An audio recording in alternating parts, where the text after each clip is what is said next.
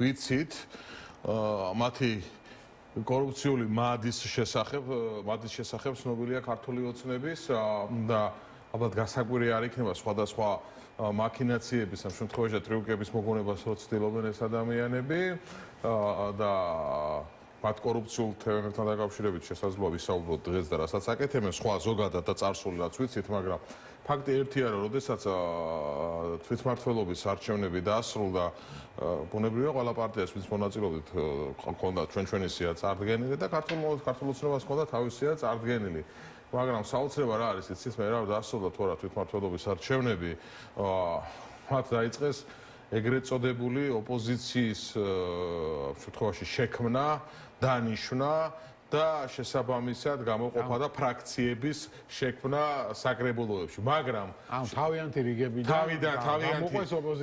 რიგებიდან გამოყვეს ოპოზიცია და დანიშნეს, მაგრამ ახლა შეიძლება მაყურებელმა იფიქროს, რომ რა სარგებელს ღებულობენო ამითო, მაგრამ თავარი აქ რა არის, უყურეთ, ის რომ ქართული ოცნება ათობით მილიონს ღებულობს, ამ შემთხვევაში ხელფასების და ასე შემდგომ ამ საკრებულოებში საქართველოს მასშტაბით ეს გასაგებია, მაგრამ ემად დამატებით თავის პარტიის წევრებს უკვე დაარქვეს და მონათლეს ამ შემთხვევაში ოპოზიციად და ხალხის ძალა და ხალხის ძალას როგორც ვიცი და 62 მუნიციპალიტეტში შეუქმნეს ფრაქცია და ახლა უკვე მეორე წელზე წავიდნენ და ეს რა ქვია ევროპული სოციალისტებს უკვე მეცხრე განაცხადი აქვთ უკვე თუ არ ვწდები მეცხრეში უკვე სრულდება თუ დასრულდება შექმნა ფრაქციების ახლა რა აღნიშნავს დამატებით თქვენი საქართველოს მოქალაქეების ჩემო მაყურებლებო, ჩემო მეგობრებო, ხარჯზე ბიუჯეტიდან ეს ადამიანები მიიღებენ დაფინანსების სახით ნიშნავს დამატებით ფულს საქართველოს ბიუჯეტის ხარჯზე და დამატებით ამ შემთხვევაში უხეშად რო დავთვალოთ დღეის მდგომარეობით მზარდია წელიწადში 5 მილიონი დამატებით. ახლა უყურეთ რა შეა საქმე ჩვენ იმას გავლაპარაკობთ რომ ზოგადად ფრაქციას მაგრამ არ პოლიტიკური საქმიანობიდან გამომდინარე არ უნდა ქონდეს შესაძლებლობა მაგრამ როდესაც ხელოვნურად იქმნება ეს ყველაფერი და იქმნება იმისათვის რომ მაქსიმალურად რაც შეიძლება გამოხრან ბიუჯეტი რაც შეიძლება ბიუჯეტიდან კანონის საფუძველზე მაგრამ ჭყალებში ეს კანონი ამ შემთხვევაში გამოყენებულია მათი მიზნებისათვის კორუფციული მიზნებისათვის ჩემთვის პირადად ახმულად ეგ კორუფცია აბა სხვა რა არის ვინაიდან ხელოვნურად და ვინმეს თუ ეჭვებარება კი ბატონო ხელოვნურად ქნიან ოპოზიციას და არქმევენ ოპოზიციას, რომლებიც ადამიანები, რომლებიც თავიანთი სიით გავიდნენ, ანუ ქართული ოცნების სიაში იყვნენ, როცა საკრებულოში ქართული ოცნების სიაში იყვნენ, შევიდნენ საკრებულოში, შემდგომ ოპოზიციური ფრაქციები შეაქმნეს, გადაიყვანეს ოპოზიციაში და აქედან გამომდინარე მათ მიიღეს დამატებითი ფინანსური წყაროები ბიუჯეტიდან დამატებითი დაფინანსება. აი მერაბ, აი ამ სიტუაციაზეა საუბარი და მოდი ვთქვათ მაშინ, როდესაც საკრებულოებში ლელო ძლიერმა საქართველოს ყველგან დააყენა, სადაცაოდ ყველგან დააყენა წინადადება, რომ ბავშვთა კვება ყოფილიყო პრიორიტეტი და დაფინანსებული, რაც აბსოლუტურ უმრავლესობაში იქნა უარყოფილი ქართული ოცნების წარმომადგენლების მხრიდან. მაგრამ შედეგად რას ხედავთ, რომ იმისთვის თანხები გამოინახა, რომ ეს მაქინაციები და ტრიუკები გააკეთონ, საგანმანათლებლო ამ შემთხვევაში ჩანაწერიდან გამომდინარე, გამოყონ დაარქვან ოპოზიცია და მიიღონ დამატებითი ფინანსები და სახსრები. მეცაც გეტყვით, მე რა საუბარი ასევე გქონდა უფასო სასადილოებში გაზრდაზე თანხის, რომ უკეთესი ამ შემთხვევაში კვება და კვებითი რაციონი ქონოდათ. უარყოფილია ხო ყველაფერი, მაგრამ შესაბამისად ამ ყველაფრისთვის თანხა გამოინახა.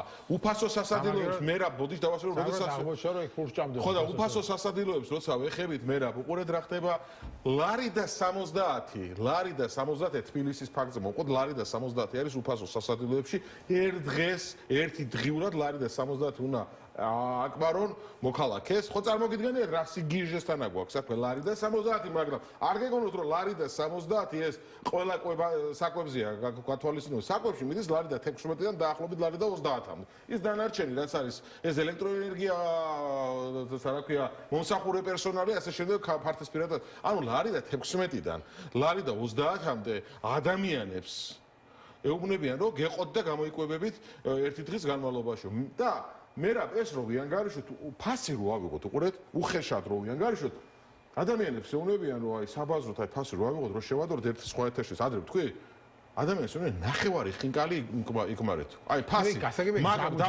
ჯამურად ერთი წუთი ჯამურად მე და მაგასაც მოვალ უყურე დამასრულებია მე რა და ახლა უყურე რა შეა საქმე აქაც კი და აი აქიდანაც დაფიქსირდა ფაქტები, ეს ხო ჩვენ არ ვიგონებთ, რომ მიდიოდა კორუფცია. ხო, მიდიოდა კორუფცია. მე რაც არ უნდა ჯამურად თქვა და რაც არ უნდა შემთხვევაში ხო, რაც არ უნდა იყოს ლარი და 16-დან ლარი და 30-მდე რომელ ადამიანს ეყოფა ბინემ ახსნას, რომელ ადამიანს შეიძლება იყოს ნორმალური ადამიანური საკვები.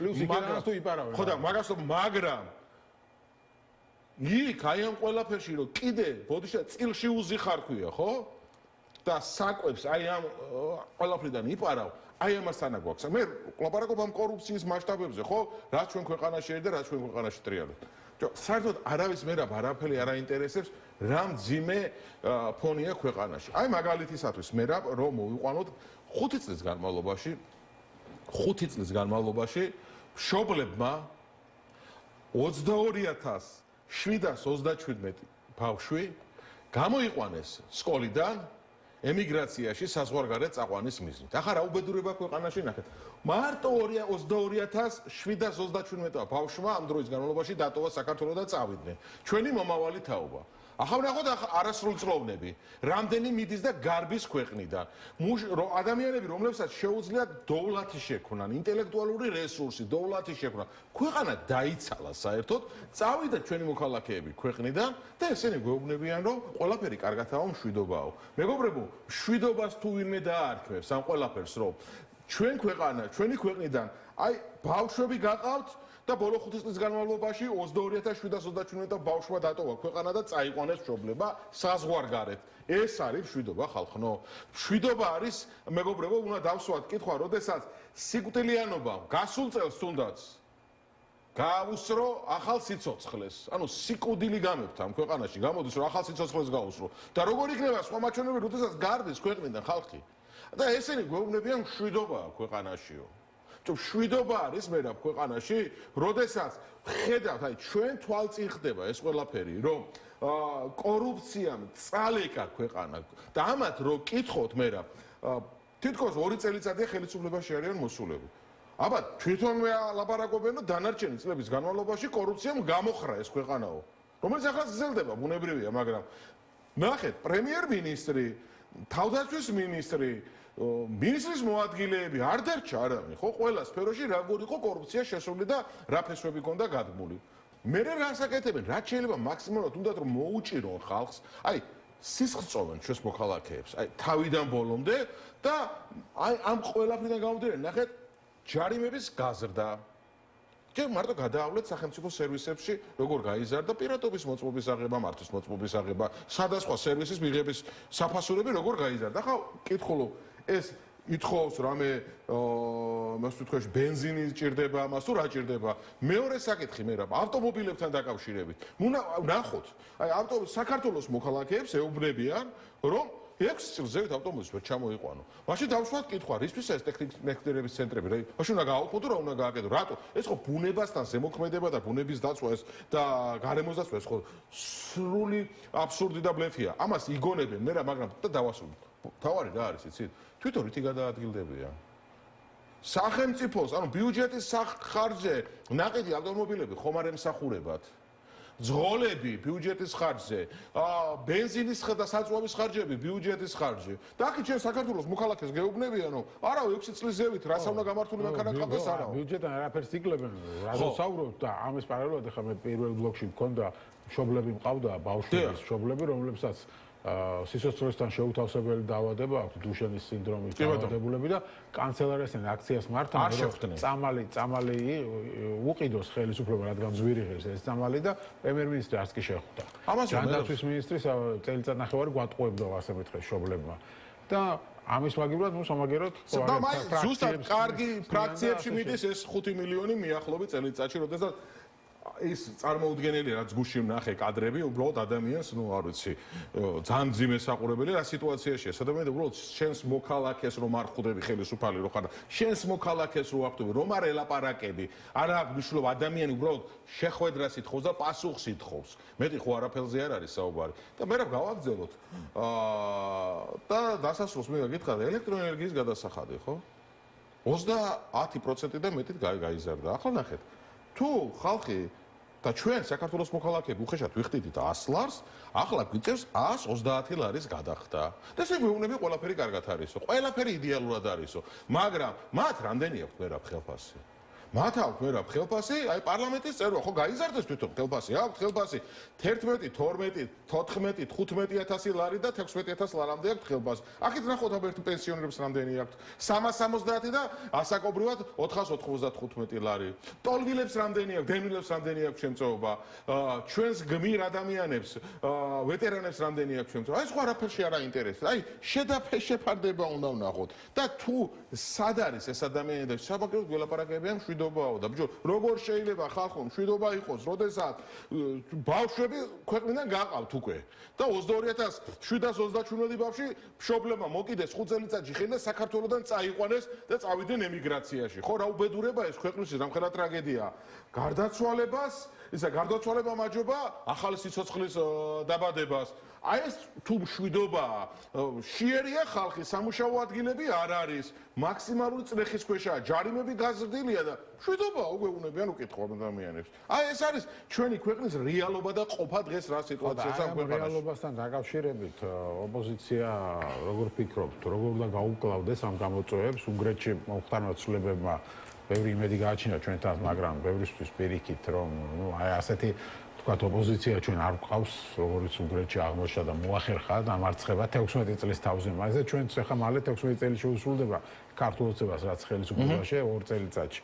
შესაბამისად, ბოლოს ამაზე მინდა კითხოთ. კი ბატონო. ლელოს რას ასწავლის მადიარის მაგალითი და რამდენად წარმოგიდგენიათ აქ იგივეს გამეორება? კარგი კითხვაა, მერაბ, და კითხვის დასასრულიც კარგია. თავარი რა არის, იცით? ლელომთვის ახალი არ არის, რაც მადიარმა გააკეთა, ანუ ჩვენ ყოველთვის ვამბობთ, რომ შესაძლებელია ხელისუფლება შეიცვალოს არჩევნების გზით და უნდა შეიცვალოს ყველა შემთხვევაში არჩევნების გზით. ხელისუფლების ცვლილების ერთადერთი, კი არა, ერთადერთი უпростоრად და უალტერნატივო შესაძლებლობა ხოლოდ უნდა შეიცვალოს ხელისუფლება არჩევნების გზით. ამასში ვარ დარწმუნებული და ეს შესაძლებელია და შეიცვლება. ხელისუფლება მხოლოდ უნდა შეიცვალოს არჩევნების გზით. ჩვენ ამას ყოველთვის საუბრობდით, მაგრამ გემახსოვრებათ, რომ არჩევნების მიმართ როგორი დამოკიდებულება იყო ბოლო პერიოდში და როდესაც ლელომ გადაწყვიტა მიიღო არჩევნებში თვითმმართველობის არჩევნებში მონაწილეობა, როგორი თავდასხმები იყო. დღეს კარგია, რომ ხედავთ ზოგიერთი მათგანის მხრიდან შემოbrunებას ამ შემთხვევაში და მე ვიტყოდი სჯობს გვიან ვიდრე არასდროს. და ახლა შეეხება თვითონ უნგრეთში სიტუაციას. მერაბ, თქვენ გეცოდინებათ ალბათ, რომ უნგრეთში მედიასთან წვდომა კრიტიკულ აზრებს მქონე და ოპოზიციურ პარტიებს როგორ ქონდათ შეზღუდული. თუ არ ვთქვათ, რომ საერთოდ არ ქონდათ თითქმის. მეორე საკითხი, სასამართლო სრულად ორბანის კონტროლის ქვეშ იყო.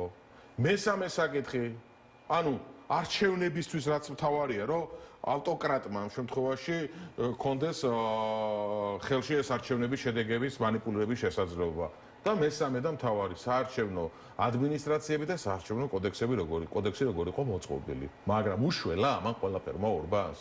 ვერა და ვერ უშველა, იმიტომ რომ საქართველოს მოქალაქეები, ისა უნგრეთის მოქალაქეების არ ნახული და მასშტაბური გამოსვლა იყო არჩევნებზე და გემახსოვრებათ, როდესაც ორბანმა გააკეთა განცხადება, რომ უკვე არჩევნები რო სრულდებოდა, რომ აქო რაღაცა ოპოზიციის მხრიდანო манипуляციას აქო ადგილვე და ამასო გავასაჩივრებთ და იფიქრა რომ რაღაცა 5-3%-ზე შეიძლება ან რაღაც ცირე თუ წინარია რაღაცა манипуляცია შეძლებდნენ მაგრამ ვერა რომ ნახეს იმიტომ რომ წალეკა მოქალაქეება უნგრეთის მოქალაქეებმა საარჩევნო უბნები იმდენი მოვიდა ზუსტად ამას ვლაპარაკობ მე რა აქაც შესაძლებელია აქაც შეიძლება ხელისუფლება უნდა შეიცვალოს არჩევნების გზით და დარწმუნებულებად რომ შეიცვალოს ეს 2024-ში მე რა მომისმინეთ რახლა რა არის თუ არჩევნების მიმართ ზოგადად ვლაპარაკობ თუ არჩევნების მიმართ მაქსიმალურად არ ვიქნებით მობილიზებულები და ჩვენ თუ დავიწყებთ ნიჰილიზმით დავასრულებთ თუნდაც მაგას დავაყო უნდა ყოფილიყო მაქსიმალური აქტიურობა და არ იყო იმ დონის აქტიურობა უნდა იყო ხო და მაგაზეა საუბარი მეტია გასაკეთებელი ოპოზიციურ ძალებს და შემდგომ როდესაც შემდეგ როდესაც თვითმმართველობის არჩევნებში და ვერავინ ვერ უარყოფს 20% ქონდა კალაძეს რეიტინგი და 80% ოპოზიციურად იყო განწყობილი აი ამ ხელა შეფარდება იყო და მაქსიმალურად გაჩაღდა ისა რა ქვია კამპანია რომ არ ვისულიყვნენ მოქალაქეები არჩევნებზე ვაღიარებ და ვიტყვით რომ ბოიკოტმა გაიმარჯვა მაგრამ რა შედეგი მოიტანა რომ ბოიკოტმა გაიმარჯვა დღეს რამე შეიცვალა მე რა კარგია რომ საქართველოს მოქალაქეები უпростоრად ოპოზიციური სპექტრის კრიტიკულად განწყობილი ადამიანების იმ ნაწილმა რომლებიც აქტიურად მედიის საშუალებებით სოციალებში კრიტიკას გამორთმევდნენ ჩვენი ლილოს მიერ მიღებული გადაწყვეტილების მიმართ და ზოგადად არჩევნებს სკეპტიკურად უყურებდნენ კარგია რომ პოზიციის ცვლილება დაიწყო ეს მნიშვნელოვანია ქვეყნისთვის და ჯობს გვიან გეტყვით ჯობს გვიან იგივენაირი ნდობა გაუჩნდეს ხალხს და მაგას ვლაპარაკობ ჯობს გვიან ვიდრე არასდროს ხელისუფლება კი ბატონო ხელისუფლება ისვლება მხოლოდ და მხოლოდ არჩევნებით და შეიცვლება არჩევნები დარწმუნებული ახლა რა უნდა გაკეთდეს მე ამ შემთხვევაში ჩვენ რას ვაკეთებთ მოდი გეტყვით ლელო ძლიერი საქართველოს რას აკეთებს ყოველდღიური მერაბ შეხვედრები გვაქვს საქართველოს მოქალაქეებთან ყოველდღიური შეხვედრები გვაქვს საქართველოს მოქალაქეებთან და ყოველდღიურად ვეცნობით მათ პრობლემებს საქართველოს მოქალაქეებს აქვს წარმოუდგენად ბევრი პრობლემა მათ პრობლემებზეა კონცენტრირება საჭირო და საჭირო არის ადამიანებს უთხრათ რომ თუ პოლიტიკოსები ან პოლიტიკოსთა დიდი ნაწილი ესაუბრება რომ არჩევნებზე აზრი არ აქვს მაინც არაფერი გამოვა ხო ადამიანები მაშინ არ მოდიან არჩევნებზე ადამიანებს უნდა უთხრათ და ჩვენ ლელო ძლიერი საქართველოს ვეუბნებით რომ არჩევნებზე მოსვლას აქვს აზრი და არჩევნები თქვენი საქართველოს მოქალაქეების აქტიურობის შემთხვევაში და ისე როგორც მოხდა აქტიურობა და უპრეცედენტოდ მაღალი აქტიურობა ბუდაპეშტში იქნებოდა თუ უნგრეთის სხვა ქალაქებში და სოფლებში დარწმუნებით შეგვიძლია ვთქვათ რომ საქართველოში არჩევნებზე ხელისუფლება შეიცვლება ამიტომ ყოველთვის აქვს ბრძოლას აზრი არჩევნებზე ხელისუფლება შეიცვლება და ჩვენ გვწამს ლელო ძლიერ საქართველოს რომ საქართველოს მოქალაქეების აქტიურობის პირობებში შესაძლებელია ეს ცვლილება აი ამას და ჩვენ აქტიურება არის ჩვენ მაქსიმუმს ვაკეთებთ დაწყებული გვაქვს მუშაობა როგორ ვაკეთებ და ჩვენ რაც შესაძლებლობაა რაც შეგვიძლია მაქსიმუმს ვაკეთებ როგორც ვაკეთებთ გეტყვით ერთად როგორ ვაკეთებთ გეტყვით ჩვენ არასდროს არ გაგვიღვიებია ამ შემთხვევაში ნიჰილიზმი როგორ ვაკეთებთ ერთი წუთი რო გაიგეთ იმას გეტყვით ზუსტად რო გაიგეთ ჩვენ რაც მიგვაჩნდა და მიგვაჩნია სწორად იმას ვაკეთებთ კარგია რომ ეს უკვე სხვებას დაიწყეს ამის დანახვა და აქედან გამომდინარე დარწმუნებული ვარ რომ უფრო დიდი ამ შემთხვევაში мотиваცია გარჩდება არჩევნების მიმართ რაც უნგრეთის მაგალითმა ბუნებრივია გააღვივა ჩვენს მოქალაქეებში რწმენა რომ შესაძლებელია არჩევნებზე მისვლით ხელისუფლების დამარცხება და გასტუმრება აქედან გამომდინარე ჩვენ ეს უნდა გავაკეთოთ გამოუჩნდათ ახალი პოლიტიკოსი რომელიც მიმართ გაუჩნდათ ნდობა და გაყვნენ მას ბრძოლაში და საქართველოში ვინგეგულება თუ იქნებ მოდით ასე ვთქვათ ნუ ვეძებთ ერთი წუთი ნუ ეძებთ მისიებს ბრძოლაში გაყვებიან მესიებს ნუ ეძებთ მოდი დავასრულებ მესიებს არ ვეძებთ კაცო მაგიერი მესია არის ერთი დავასრულებია ნუ ეძებთ ადი არის მესია ლიდერთა კრებული პოლიტიკური პარტიებთა კრებული რომელთაც მიმართ უნდა კონდეს და პოლიტიკური პარტიები რომელთაც მიმართ უნდა კონდეს ამ შემთხვევაში ნდობა საქართველოს მოქალაქეებს ჩვენ ლელო ძლიერი საქართველო ყველაფერს ვაკეთებთ ამისათვის რომ ჩვენ რასაც ვამბობთ ის შევასრულოთ გავაკეთოთ და მაქსიმალურად ვიყოთ ჩვენი მოქალაქეების გვერდით აი ეს არის შესაძლია გითხრათ კი ბატონო და თქვენ პირველად იქნება სამყოფი იქნება ყველაფერი ბატონო ეგ იქნება ეგ ეყოფა იმას რომ იგივე შედეგი დაიდოს ჩვენ მომწმენთ ჩვენ ბრძოლაზე უარს არ ვამბობ ჩვენ ბრძოლიდან არ გავგვივართ და დარწმუნებული ვარ, რომ საქართველოს მოქალაქეები იაქტიურებენ, როდესაც არჩევნები იქნება ჩანიშნული. და ჩვენ ვიბრძით ახალი საპარლამენტო არჩევნებისათვის ბუნებრივია. და არც არაზოს დაგვიწყებია და გვავიწყდება პოლიტიკური ტყვეების არსებობა. აი, ეს დაინიშნოს ადამიანები როგორ გონიათ, გამოვა იმდენი ადამიანი პროცენტულად რამდენიც გამოვიდა. თუ მაქსიმუმს გააკეთებს ოპოზიციური სპექტრი, ბუნებრივია ჩვენ მოწინავენი ვიქნებით ამაში, ბუნებრივია საქართველოს მოქალაქეები ადეკვატურად მიიღებენ გადაწყვეტილებას. ხო, ну, რავი, დღეს სხვანაირად ჩანს ეს ყველაფერი დამოკიდებულება განსაკუთრებით დღეს ოპოზიცია მაგალითად ჩემი გადმოსახედიდან 2024-თან შედარებით კიდევ უფრო სუსტი არის. ნახოთ რა იქნება, ჩვენ ვიბრძვით ყოველ შემთხვევაში.